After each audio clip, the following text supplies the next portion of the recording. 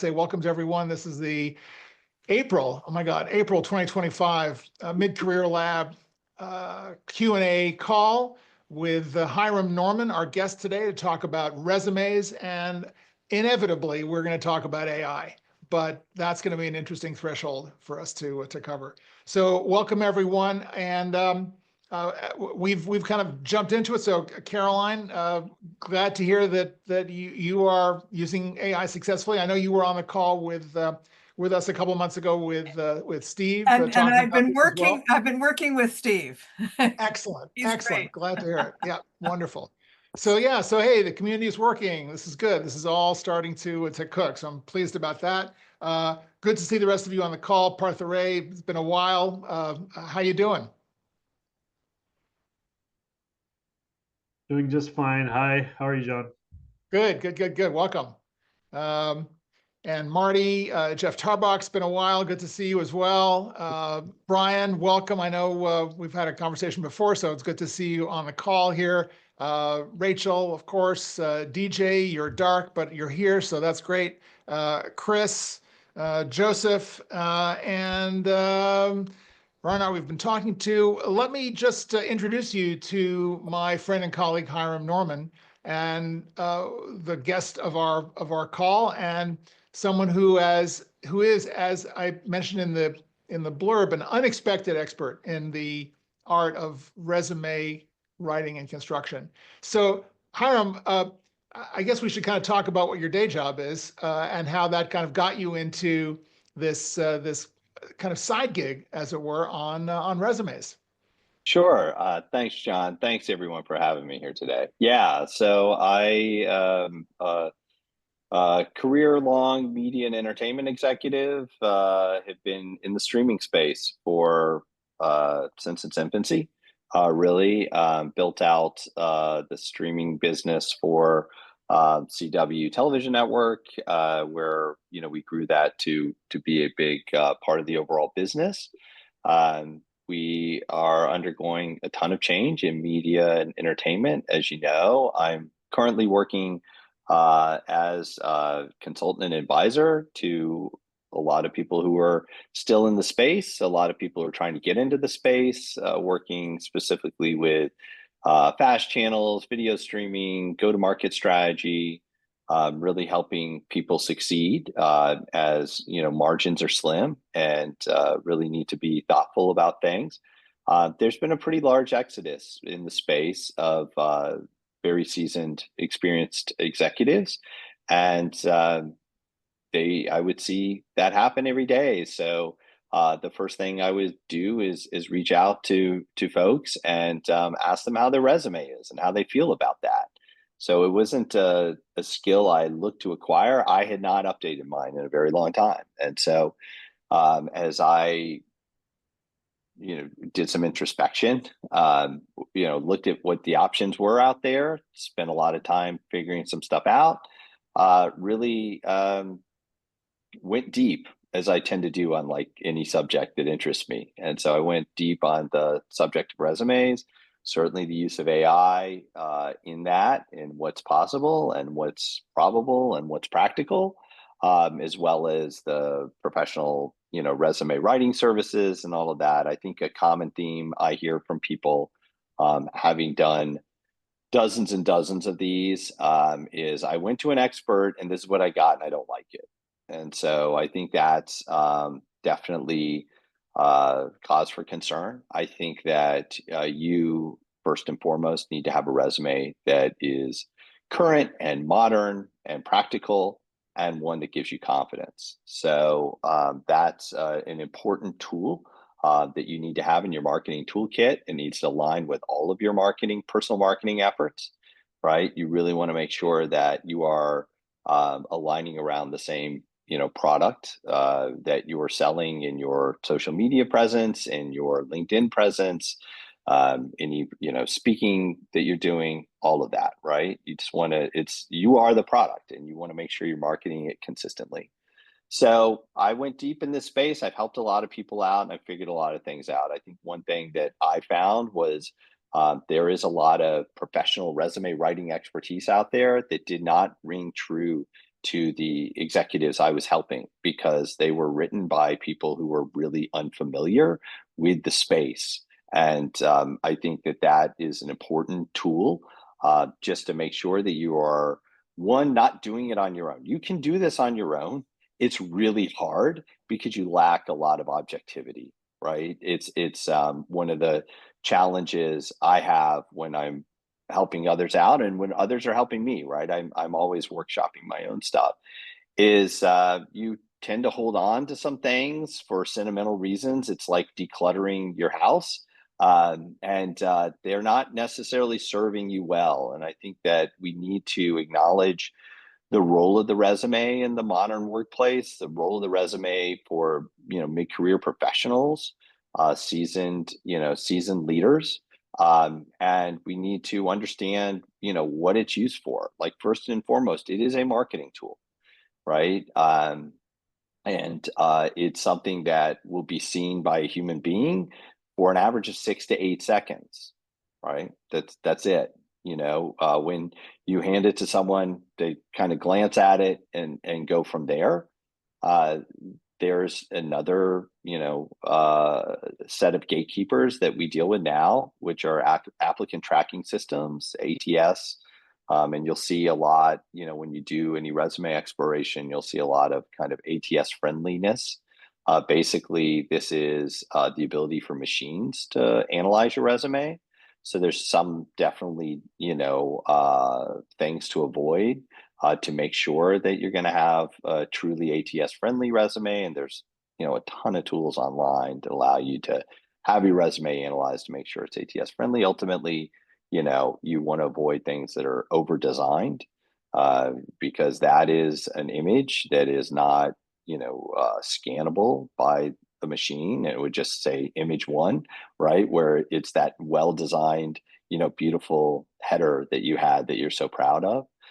So, on that version of the resume, it's important to make sure that it's using, just generic fonts and text on a page and all that. But I think that in my exploration, I found, there you go, that's froze for a second. I think that, in my exploration, I've really found that there's an over-reliance and an over-emphasis on this form of resume. So this notion that every person needs to be analyzed by a machine before a person can interact with them would be a misuse of your efforts, because you are not early in your career. You have a network that you're actively engaging when you're looking for opportunities, and you have the ability to get a warm introduction. And if you're getting a warm introduction, you want a good looking resume that speaks well about you and helps to market who you are. And that is something that you want to also put a lot of emphasis on. So you wind up with two different documents, one that's great to be seen by machines and not necessarily great for people. And the other one is great for people because you're ignoring the machines. Let me jump in and ask you a question about that as it relates to LinkedIn. Where does LinkedIn, in your view, fit into this continuum of the resume? I tell people, make sure that your experience section maps to your resume, that all the information that is in your resume should be on your experience section, and vice versa, to make it an easy view back and forth for people who are assessing you. What's your view on that? Yeah, I mean, I feel that, so I was kind of, I'd say, very averse at first to, really fleshing all that out in LinkedIn. I felt like, well, if you want to know more, you'll reach out to me and get my resume, right? That's not really helpful. If they can't figure out who you are, through your LinkedIn profile, then they're not going to bother to ask for your resume, in a lot of circumstances. So I think that it's definitely an opportunity. There are two marketing documents that should be consistent. However, you do have opportunities in the experience section on LinkedIn to flesh things out a little bit more and provide relevant examples to make that area of your profile pop. And so I feel like that is a good use of that. And then, the about section of LinkedIn is really so important to kind of the meat of your profile. And that's a place where you really want to showcase those big accomplishments and give people a sense of who you are when they're, looking at you before they get a chance to actually meet you.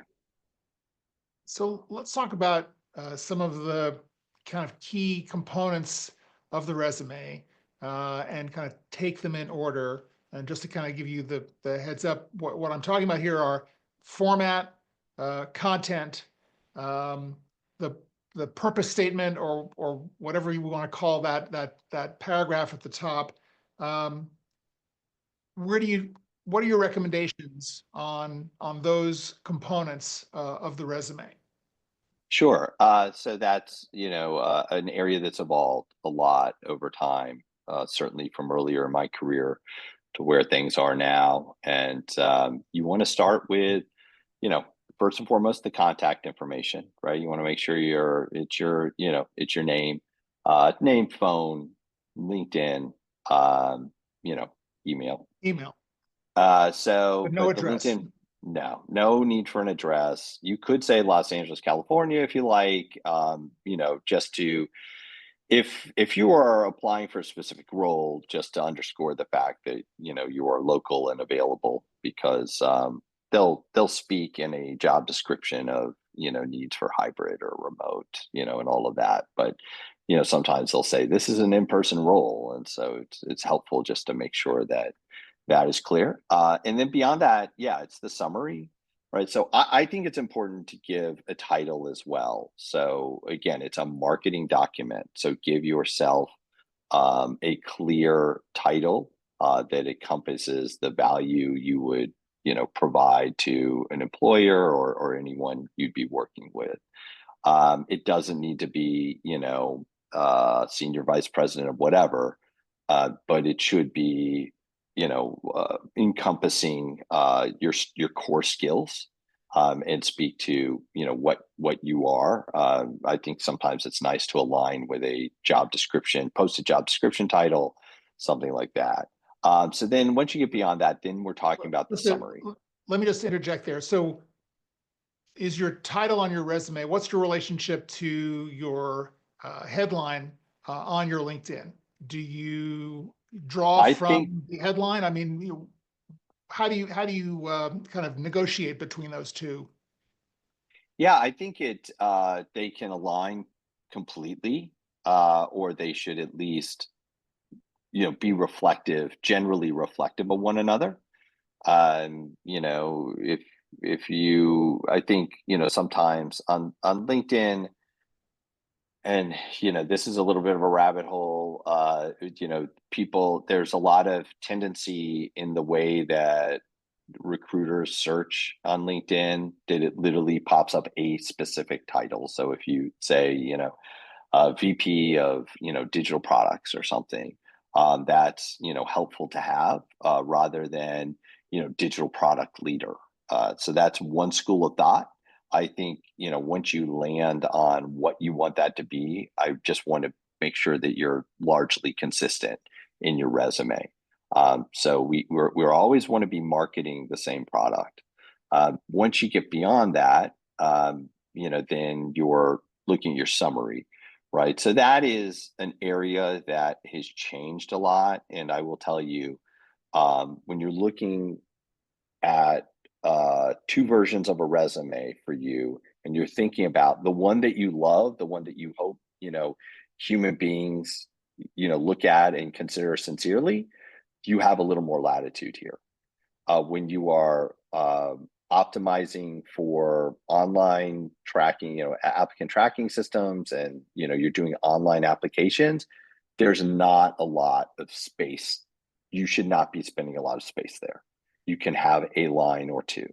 And the rule of thumb on that is basically, what are you telling me about you here that isn't evident in what's below?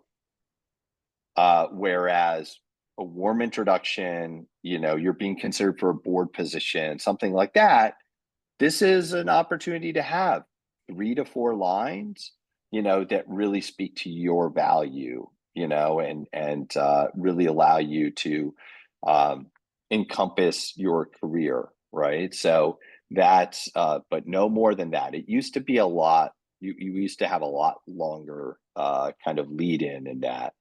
So that's kind of where you net out 3 to 4 lines tops. I want to open this up to questions to see, because this is such a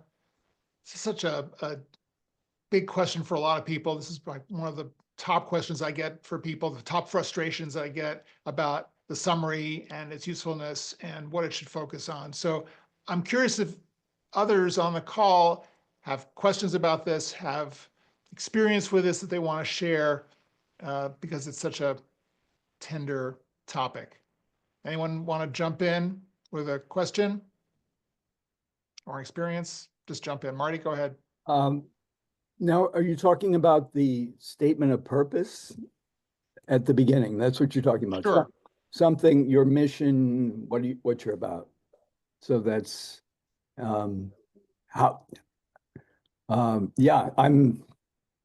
you're saying it should be marketing what you're doing, but if you're doing several different things, do you make several different resumes? Like, I'm doing a documentary film, I'm writing a script, each one is different.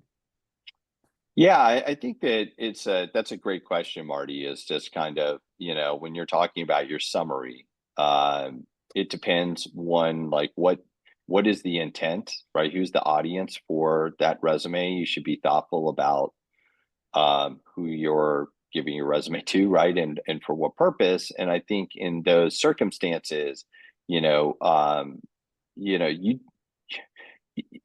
the real challenge is, and I always characterize it as this, someone says, oh, you're looking for someone to do that? Oh, you should talk to Marty. He's great. What's he great at? Oh, he's great at everything.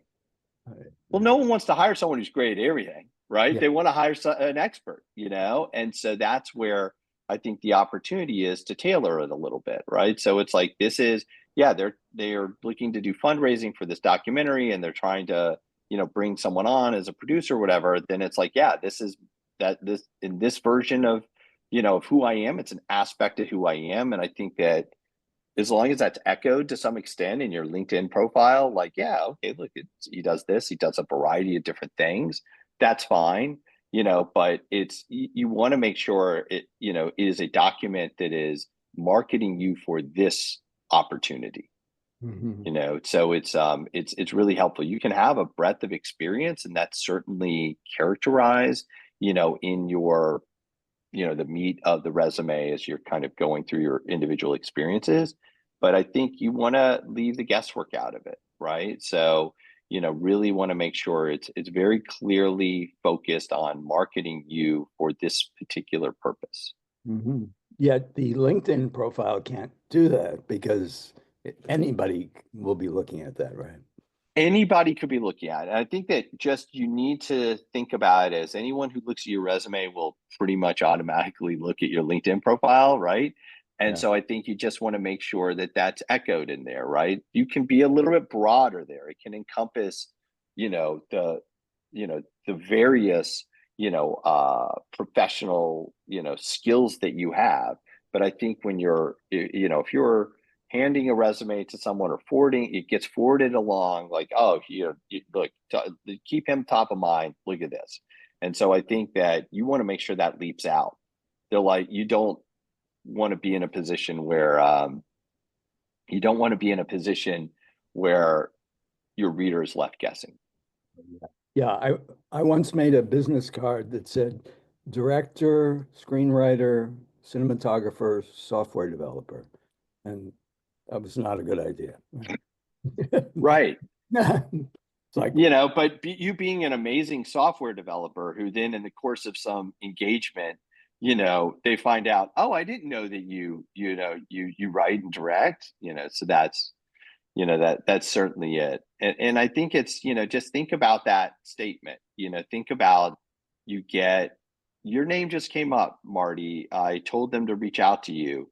And, the more effort you put into this, the more tools you're giving people in your network to help market you.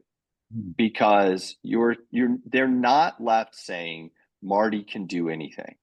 I don't want someone who can do anything. I want someone who can do the thing I need done. And so give them the tools to let them know that you're the reason why. The conversation stops here, right? Just call Marty and and he'll get on it. And I think that's really helpful. It was a helpful thing for me to internalize, and hopefully you see value in that. Okay, thanks. Caroline, you have a question. Yeah, following on this discussion, because honestly, I've been on LinkedIn since 2005. It's been useful since 2010 because I've been in sales. So reaching out and researching people is part of the job. What I found is that on LinkedIn, in the About section, you've got, I think it's either 3,000 or 3,600 characters. 2,600. 2,600 these days. Okay, it's changed over the years. You have a lot of real estate to put in some very different things there. And I'm thinking what Marty is saying is the way to describe what he does is maybe troubleshooter, or there are phrases, ways to describe what you do. I mean, in science, or certain things, it's called a MOOC, someone who's really good at multiple things. But there's a way to characterize that say, oh, I need one of those who can really, address a number of issues. And the other thing about LinkedIn is in the headline section, I think it's 222 characters, and you do not want to put who you work for now. You want to put all the different buzzwords or the things that really describe your value. I think what we're trying to distinguish here in this conversation is the role and the value of the resume in the context of LinkedIn. And what I'm getting from Hiram's comment to Marty is that the value here of the resume becomes to really drill down on the specific clarification that you're making to the hiring manager or the recruiter for a particular position, to really emphasize the specific value for that role versus the more general, perhaps, picture that you're painting on LinkedIn. Does that map, Hiram, to what you're saying? It does, John. And I think that actually the next section of the resume will really help to underscore that, which is skills. So, in your, your resume format, that say this is where things have evolved. And I'm sorry I didn't kind of just present a before and after to give you a sense of it all. But, we used to live in a world where you had a lot of opportunity to have, this long summary of who you are, and then we can get down to the experience you've had. The most valuable piece of real estate is the skills section. So where there has been a lot of evolution in job descriptions, and again, this is, we're talking about two different versions of a resume, right? But where I want you to have one that you're confident and comfortable with, that you don't have to make a lot of changes to, or your warm introductions. Then you will, the other version is something you're optimizing to accentuate for a role. And this skills area is really where you're pointing that out, right? You are saying, again, building on that notion of, Caroline's great. She's great at what? Well, she's an expert in these areas. And so that's where a skills, is a bulleted list, broken out into 4 columns across the width of the page, 3 or 4 columns of, 3 to 4 items, in length. And you are pinpointing specific skills. And I think this is where you are showcasing your expertise in very direct terms, right? So if you have P&L responsibility, right, that's, a very desirable skill. It's a, very focused skill, and it's something that you need to be pinpointing, right? User acquisition strategy, right? Paid media strategy. ad supported, a video, things like that, where you are very explicitly telling the reader what you are proficient at. And this is also an area where you have some flexibility if you're targeting a specific role. So we knew we were going to talk about AI at some point, and we can talk about AI for the whole thing, the entirety of this conversation, all that. Yes.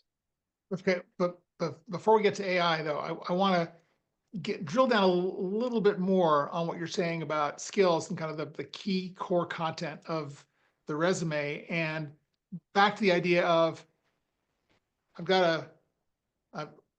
I'm looking for the job. Either I lost my job or I'm coming back in. I've got to get this resume tailored appropriately. And you were talking before about resume writing services not necessarily understanding what you do, where you work, what the context is. What are some of the tips that you've discovered for how we can take the value of the resume writer expert and apply that ourselves in a DIY way to merge those two together? Yeah, and so I think if you're to take the value of the professional resume writer, and that I think will become really evident when we're talking about description of your experience. It will become very evident, but I think that the value of the resume writer is really understanding format and structure. These are the components. This is the amount of space that I should be devoting to them. Right. If anyone has, Right. So let's talk about that. And then I think this also probably gets into AI, because I think this is probably an area where AI can come in to help us with some of those questions. Yes, absolutely. So, when we're looking at that skills area, the, expertise area, this is where we know how direct we need to be. We know how much space to allocate to this, but that's where your domain expertise needs to lead you in the right direction to focus on the things that had the most value, right? And that's where your expertise supports you, because first of all, everyone on this call has probably hired dozens of people or more over the course of their career. And they know what they're looking for in candidates. And one thing is you're looking for expertise. So the skills area, which I also often call expertise in a more experienced professional resume, that's where you know what your area of expertise values the most, and this is where you need to be highlighting that. And I see Brian, you had a question. Yeah, if I pop in for a quick second, I appreciate it. So under the umbrella of LinkedIn and the skills what we're talking about, if I have the same skill listed under 7 or 8 or 9 positions, which I do, am I squandering not having more, or is like 7 or 8 or 9 of the same thing adding oomph that, oh my gosh, Brian, has done this skill on multiple jobs, or should I vary it a little bit? It's a great question. I think that that's and to Caroline's point, like LinkedIn is changing all the time, and it's evolved a lot over time. But I would say that in your experience section, you started as an associate whatever down here, and you probably had a skill that remained relevant throughout the entirety of your career. It can start there and stay there. The amount of skills you can add per role are pretty extensive. So it's fine for you to, because the assumption would be you were growing that skill over time, right? And that skill, team leadership, what you want to make sure that it's evident to the reader that if team leadership started with me managing a team of 2 people and it ended with me managing a team of 1,200 people, right? So I think that is a skill that you are exerting every step along the way, but it's fine for it to stay with you the whole time. Yeah, I would agree that you have an opportunity now. If you're doing the same thing, you're going to be doing it differently each time out. So there's a great opportunity to share the growth of your ability, the insight that you're gaining about doing what you do better and better and better, and sharing little examples of that in your experience section or on your resume on those bullets, but also either in your about section to really emphasize, 2 examples of where this has grown over time, and even in your resume summary section to kind of highlight that, particularly if it's relevant to the job at hand, to highlight some little nugget of value about that skill set that you have grown over time. Great, thank you. That And helpful? Marty, did you have a question? Yeah, Yeah, jump in. it seems that there's a fine line of how specific you're going to get. Like as a cinematographer, I've heard like you say, okay, I do commercials, and they want to know, well, what kind of commercials? Some people, if I've done car commercials, you're more likely to get car commercials. But I've run into companies that say, no, we're looking for a food person, and you just lost that job by saying you do cars. But if, or a certain genre of, if you're directing genre of film and say, no, we're not doing that, we're doing this. So sort of how much do you put in? I guess it depends. Yeah. Yeah, and I think that's it's a great question. I think that we all suffer that in all of our individual fields, right? That if you say this, oh well, we're looking for those. There's these kind of very strong lines, and I think what those are, right? Knowing your field so well and being an expert in it, then the thing that I would always say to you is, this is, it's a marketing document and it's something that you should be using with purpose. So it's not something you're trying to just blindly send everywhere you can. If we're talking about an opportunity, it's up to me to know what that opportunity is and make sure that what I have is tailored to fit that need. And I think that a good resume is something that you can edit with limited effort. And so, the use of space and the areas of emphasis should allow you to do that. So this area that we're talking about, skills, expertise, we're talking about 12 bulleted items. Why am I talking about 12 bulleted items? Of course, the internet's not great for me today. I don't know if I keep freezing on you, but No, you're good. okay, good. So so you're talking about 12 bulleted items or so across 3 columns in up just below the the statement about you. This is an area where 3 like separated columns where you so you're It's on top of your skills section, right? the top, and so these are the areas of emphasis, right? The things that you're an expert at or you have deep skill knowledge in. And this is an area where you also have a lot of flexibility, because these are just a word or two. I'll give you an example from mine: partnerships and distribution, right?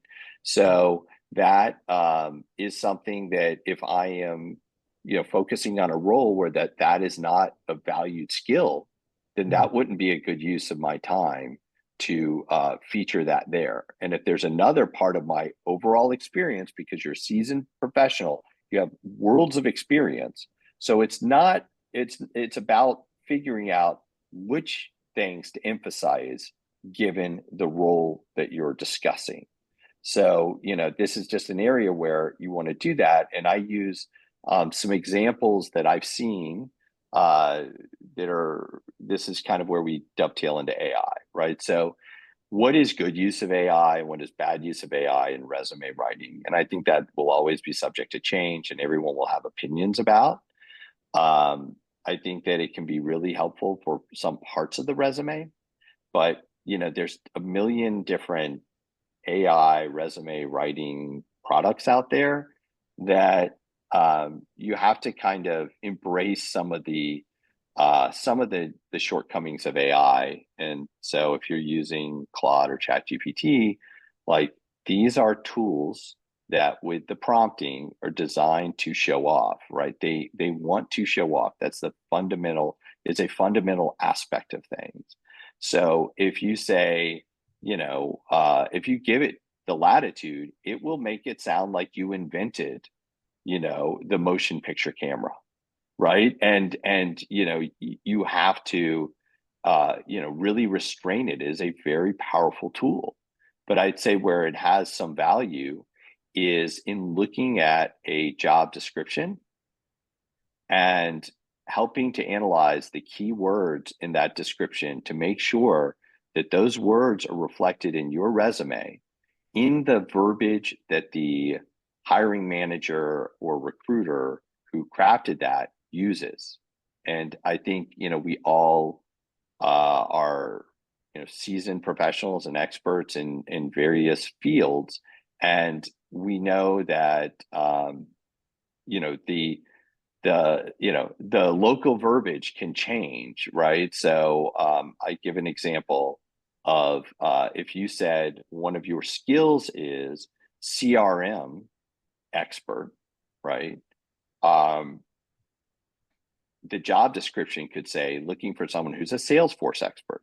Salesforce is the world's largest CRM, but you didn't use the term Salesforce, you used the term CRM. And you're relying on a hiring manager who doesn't use either of these tools in their job, necessarily, and definitely, the recruiter who's vaguely aware of some of that stuff. So they know that the role requires Salesforce expertise. And you said, yeah, of course I'm an expert in Salesforce because I told you I'm a CRM expert. Well, you need to make sure that you're using the language that reflects the role as they see it. And this is an important area to do that. And while Rachel, we'll get to you in a second, but while we're on this question of AI and the prompt, can you give us some examples of both how to kind of think about prompting the AI? What is the kind of intellectual framework or the mindset framework that we want to use in using the LLM as our partner in developing this profile or this resume? Do you have some idea of how we can best prompt these models to help us? Yeah. I mean, I would say that, it's not in the foundational work. I think the foundational work, it's a real challenge. Quite honestly, the more you know yourself, and the more you feel you are reflected on paper, then it's a more helpful tool in tailoring.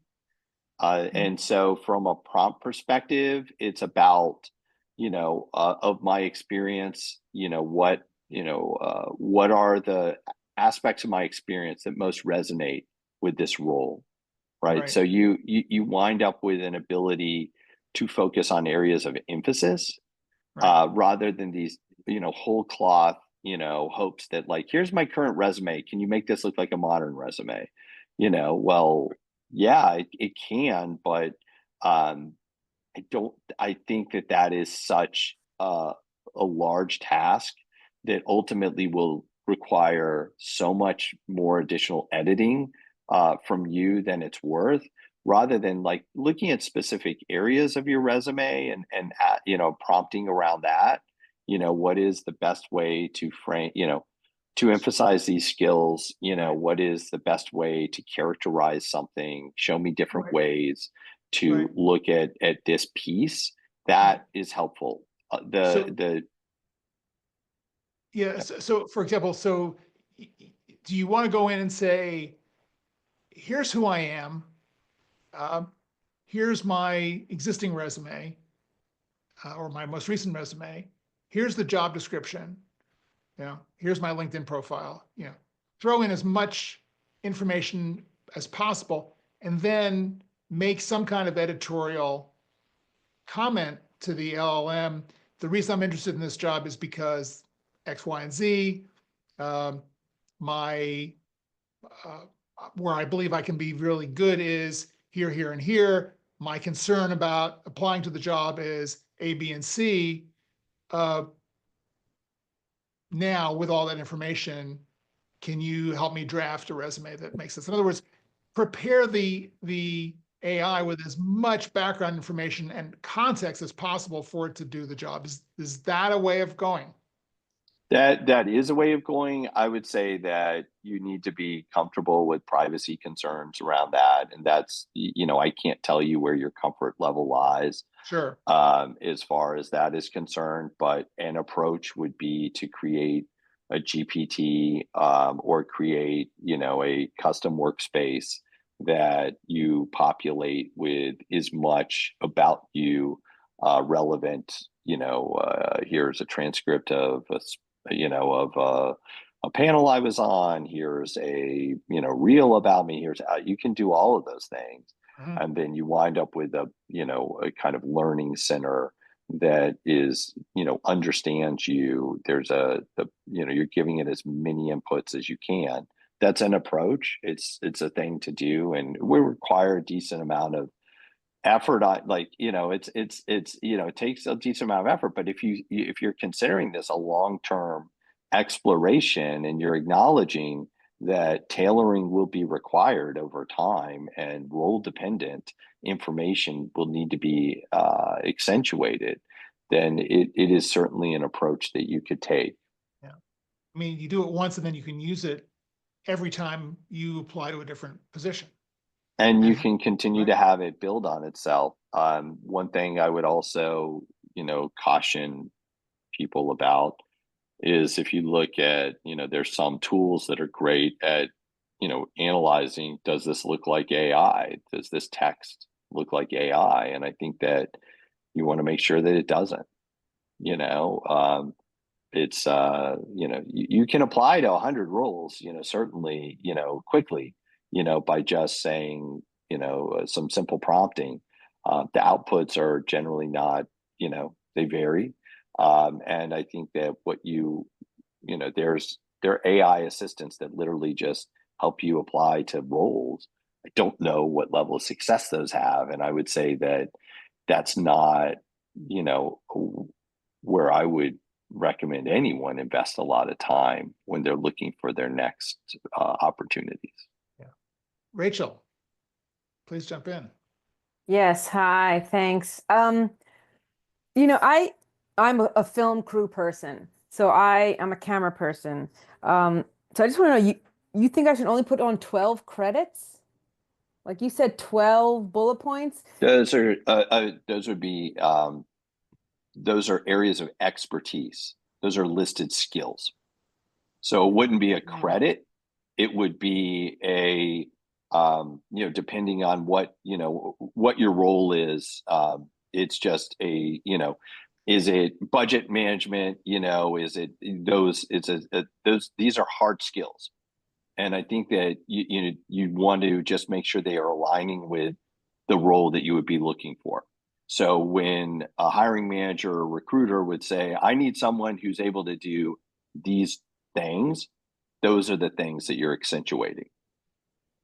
So the next part of the resume would be, depending on, where you're at, it's like, it could be career highlights, and then you're getting into professional experience. And when you go to professional experience,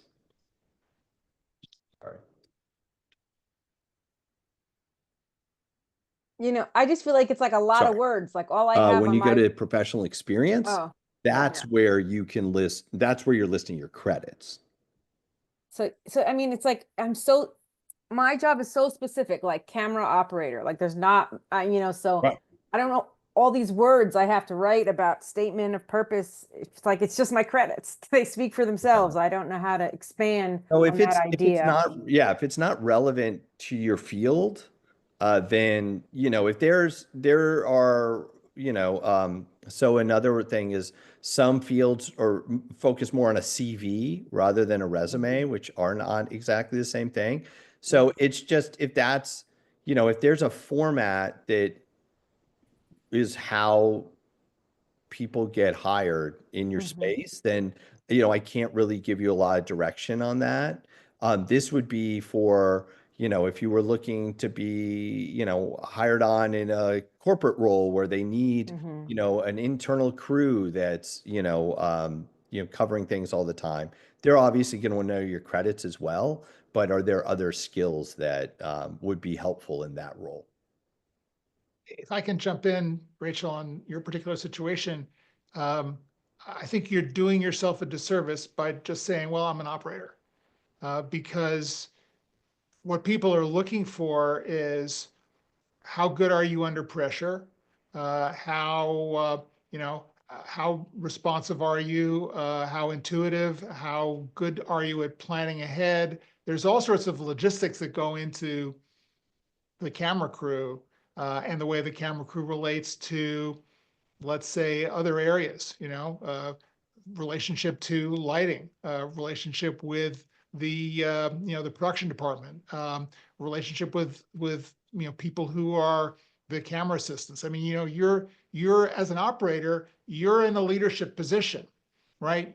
You're arguably and you may be DPing as well as operating. You want to also talk about creative choices. And so I think there are a lot of opportunities to embellish on the idea of you just being an operator and that's all you are, because that's probably, if you look back on all your credits, you've done it slightly differently in each one. And I would encourage you to kind of look at that, kind of brainstorm through that, maybe talk about it with other colleagues, people you've worked with on some of these shows, and get them to help you understand what you do best or what you do differently to flesh out the picture of what value you provide, and in so doing, connect with the hiring manager, whether it is, a DP, whether it's an AD, whether it's a production manager or a producer or a director, who's going to say, I just love the way, you do your work and the energy, the effort that you bring to it. So there's a lot of dimension to this process, both in the resume and on LinkedIn, just, for your edification. Does that make any sense? Thank you. Yeah. So I think I could flesh out some more skills that are used in the position. That are not necessarily just technical skills. It could be, hardware and software. It could be, your work with, I don't know, maybe you're a part of the ASC and or maybe, part of a guild or whatever that you're doing that's informing your work and educating you, or reaching out or being of service to other up and coming, cinematographers. I mean, all sorts of stuff, which kind of gives them a sense of what's the quality of the person that I'm hiring. It's not just a skill set, it's more than that. It's a whole person. So that, I think, is an important aspect of this for all of us, is to try to communicate. Harder to do in the resume than in the LinkedIn, but at the same time, I think there are opportunities, as Hiram's outlining, both in summary and in those 3 columns where you're delineating skills. And Marty, just FYI, in your situation, if you're talking about, they want a car person versus a food person, well, drill down on that. What is it about cars? What is it about kind of the ethos of cars or food? Is it lighting? Is it artistic reference? Is it, what is it? Dig down deep to what they really want, more than just what they're saying on the surface. And I think for all of us, we have to understand what people are really, really hiring for, because it may not be in the job description. And I'd say to that point too, John, I know we have a couple of questions, but I think there's an overemphasis of using the resume as like just a sum total of what I've done. And I think that, as you can tap into opportunities that really speak to what you can do, what you are doing, how you think about the world, the things that, how it aligns to the values and what you bring to a role, everything is changing so much and so dramatically that you really want to make sure you are showcasing yourself as someone who can be a big part of that change and is very excited about it. So additional learning that you're doing, things that just areas of exploration that help to make you a better long-term fit. Partha, thanks for your patience. Please jump in. Yeah, hey, thank you so much, John and Hiram. Thank you so much for taking this time. I had a quick question. So it seems like, you've got the, information, we've got the title, a summary, and then the skills section. It seems those are the sections, especially the skill sections that we should be optimizing for every particular job that we're going after. I wanted to get a sense. I mean, should the summary be also customized? How much into the professional experience should be customized for every job opportunity? Because it seems the opportunity to customize for a role is infinite. Yeah, it is. It is absolutely. And I think that you need to manage your time effectively, right? It's, if it's at a dartboard kind of situation, how much time should you be spending on it? I think that, so the other segment, again, because we're talking to, mid-career pros, people who have a lot of experience, the area that, and I'll specifically address your question as well. So once we get beyond those skills, the expertise, the list of, 12, kind of key hard skills you have, given everyone here's level of experience, I would also recommend a career highlights, a few bullets of just like, this is where I, took something this small and made it this big. This is where, you're tapping into that. And then you're getting into professional experience, the actual roles and dates and titles and things like that. When you are customizing for, a specific role like that, it should require no impact to your professional experience. It should require, maybe you want to swap out one highlight for another because you can't have too many. Probably 4 is a good thing. So maybe there's one that you have in your back pocket. You're like, well, for this role, maybe that's a better fit. But really, when you are talking about the customization, and again, because this is what you're leading with, it really is, I feel, in that skills and expertise area, swapping out one term for another. If an example that, I can give for myself, I get a lot of, I have had P&L responsibility.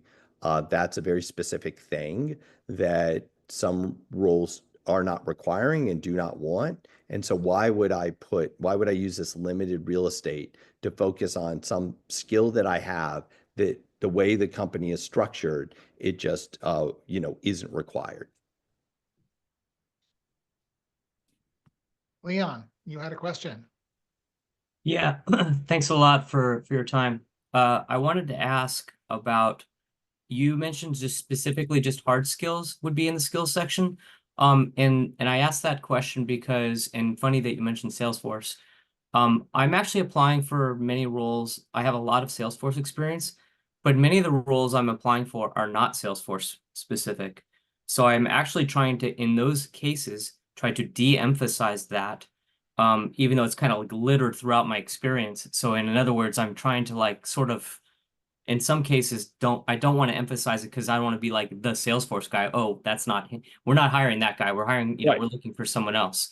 So I wanted to ask about soft skills in that context as well, the transferable stuff. Yeah, it's a great question, Leon. I think, given the role, it's dependent, certainly. And if it's, an area where there's a lot of facilitation required, or there's some, there's a lot of roles where you're serving as like, an interdepartmental, intermediary, where you're explaining a lot of what the different divisions are doing to one another, or rolling that up to a senior leader. So those are soft skills, right? Right. That, but they're underlying, they're also underlined with some structure, right? So, Right. if you can speak to, if you have experience, making shareholder statements or, doing the hard, the underlying hard skill that is also supported by, the softer skill, that's great. And I think that, in your example too, it's like if you want to de-emphasize one particular provider in the space, I give you another example of that would be something like, if you have deep expertise in Google Ad Manager, right, to run, various parts of an ad-supported business, that's great. But then I think if, to step back from there, is it ad operations? Is it, ad workflow? Is it, deal management, right? So those are, the kind of component elements of working in that space that then, could be characterized as, I'm great at using this one Salesforce tool, which is amazing. And it could be, if it's not needed, we'll step back. Like, what is that? What are you solving with that? Right. And I think that, having a listed hard skill that speaks to that, is a good example. So that's where I would go with that. Thanks. But what I don't want to see you do is dominate this very important space purely with soft skills. I think that's those have real value, and that's what makes real successful companies. But I think that the challenge that hiring managers are under right now is like, I need an expert in this area to help me do this now. And once they know you have that expertise, if you're also able to enhance it with the fact that, you're a great team leader and you're, great at facilitating, tough conversations and, building consensus and all of that, like, yeah, we need that too. But first and foremost, they're going to say, do you have this underlying skill set that's so relevant to the role? Thanks. We have time for one more question, and that's going to be Marty. Thanks. Specifically, given this area of ageism and a lot of what John addresses, dates or not in the experience section and gaps. What do you do with that? I keep wanting to like not put dates, and but that can be a problem, right? Yeah, it is. Look, I think that it's up there with titles too, right? You could have had a very elevated title in a former role, and they're like, oh, well, he's going to want to, he's going to only want to come in up here. And you're like, no, I'm really willing to come in down here and do this thing. I don't think anyone, is going to value the document if you don't have dates. And I'd say that a couple of challenges around dates. One is a lot of us in our careers were at a place for a very long time. And so structuring how that time was spent is important. Showing growth within that role while summarizing that experience is important. I worked for the kind of umbrella employer for 20 years. So I need to make sure that I'm structuring growth and showing where I was adding value every step along the way, and taking on more responsibility is really important. And I think touched on a couple things more on the experience side. One, also, I think lapses in that. My feeling is, and again, I'm just, someone who spent a lot of time on this and tried to help a lot of people doing it. I think there's more understanding and forgiveness there than there probably was in other eras. As long as, you're, and if you're willing, if you're able to speak to it, if required, that's great. And I think that's why, your use of this marketing tool should be focused more on people, person-to-person interactions, and this being a document of introduction or a supporting document, then you're talking to people and you can characterize, yeah, that's actually, I took a sabbatical, you know, and I went in and I learned this new thing. And that's where I emerged with this new role, you know, doing that thing. And just one more quick topic as you know, I know we're wrapping up. Just really want to emphasize to all of you too, in the bullets you have for experience, one, you got to be judicious about how many roles you're gonna, you know, you've you know, had several careers maybe at this point. Are those relevant to the conversation you're going to be having? Judicious use of space. The most, you know, senior executive, you know, the CEO of a major corporation, when it comes to a resume, not a bio, not a 2 pages. That's it. So, you know, if there are really big companies or really big responsibilities you had quite some time ago, you know, let's go deep on the most relevant experience, the most recent roles that speak to why you'd be a good fit for what we're discussing.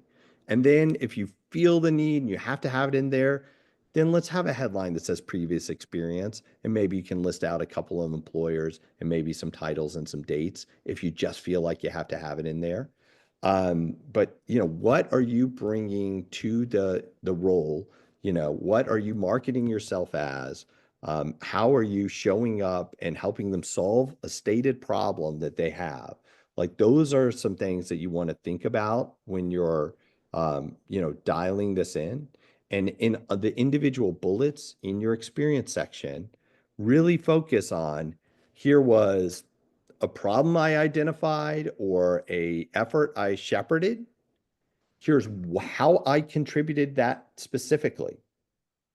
And here's the result. Great. Do not overemphasize responsibilities. I don't care what you were responsible for. I care about what you did. So show me that. That is golden advice. So thank you, Hiram. We are at time. I'm glad you wrapped that in. You got that in under the wire. That's great. I think if there's anything that we can leave this conversation with, it is exactly what you just outlined. So I hope everyone, I see people are taking notes, which is great. And So thank you. Yeah, go ahead. No, thank you all. I just, you know, I really want you all to wind up with something that gives you confidence, you know, that and you know, I want to make sure that if John says your name just came up, can you send me your resume so I can hand it along? None of us can afford to say, can I get back to you next week? I'm just gonna, you know, so having something on your desktop that you feel good about and you're ready to send off, you know, that's the place, you know, that is the goal that you want to set for yourself. Great advice. All right, guys. Well, thank you so much for showing up. We will do this again next month. Stay tuned in the Mid-Career Lab for the announcement of our next call in May. And Hiram, it's been great. I really appreciate you showing up. Provided a lot of value to the group. And we'll see you guys next time. Bye, everyone. Thank you. Thank you.